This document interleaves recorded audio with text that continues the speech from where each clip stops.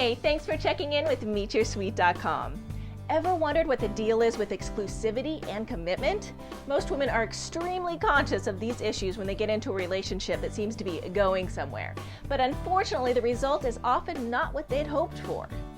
There tends to be a real need to create an absolute opinion on the matter of commitment. For example, either your partner is committed to you or he's not. Either you're in an exclusive relationship or you're not. Either you know exactly where things are headed between the two of you or you don't. Or at least, so the story goes. Here's an interesting thought for you. Maybe there are no absolutes, or at least there don't have to be any. I don't feel that really there's any need to get things sorted out or to know where things are headed. Exclusivity and commitment are actually more of a progressive sort of thing.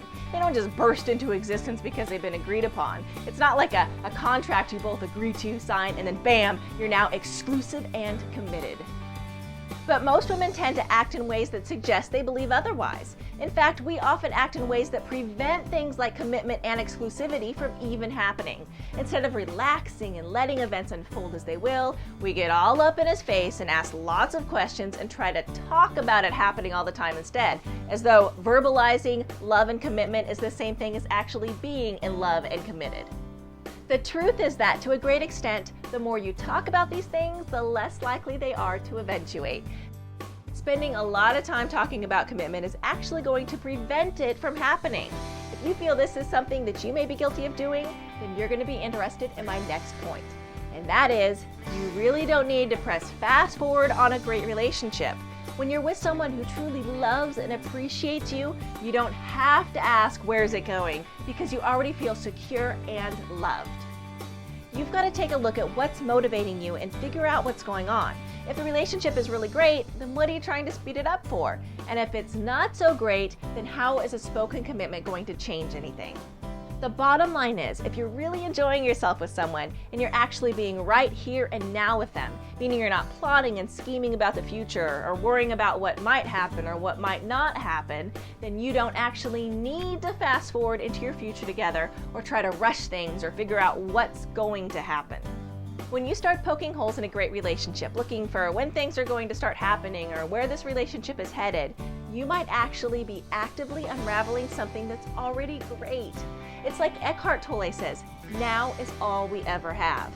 When you figure out that this moment is the only moment you'll ever get, not only is this an incredibly transformative and empowering way to go through life, but it also helps you to realize that you don't have to try and make anything happen, worry about the future, or try to sweet talk somebody into fitting in with your schedule. You can just sit back, enjoy yourself, and let your reality wash over you at its own pace.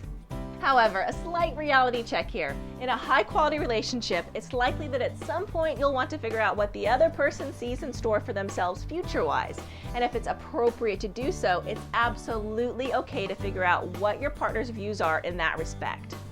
However, there's a caveat here. Authenticity, as always, is what rules here. No scheming or agenda seeking permitted. If you try to have the talk as a means of manipulating someone or trying to speed things up, as opposed to out of a genuine curiosity or desire to just get to know that person and their personal point of view a little bit better, then you can bet that things are going to, sooner or later, come crashing down around your ears.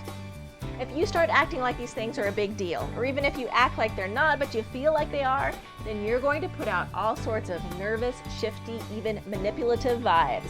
And if the guy you're asking is any kind of smart, he's going to think that you've got some kind of ulterior motive going on and he's not going to be impressed. If you want to know something, then just ask and don't make it into a big deal. Furthermore, make sure you're being honest with yourself and with him about what you want to know and why. For example, if you ask some guy what he thinks about marriage because secretly you're trying to figure out whether he's going to marry you, then your lack of authenticity and desire to manipulate the situation is almost certainly going to backfire.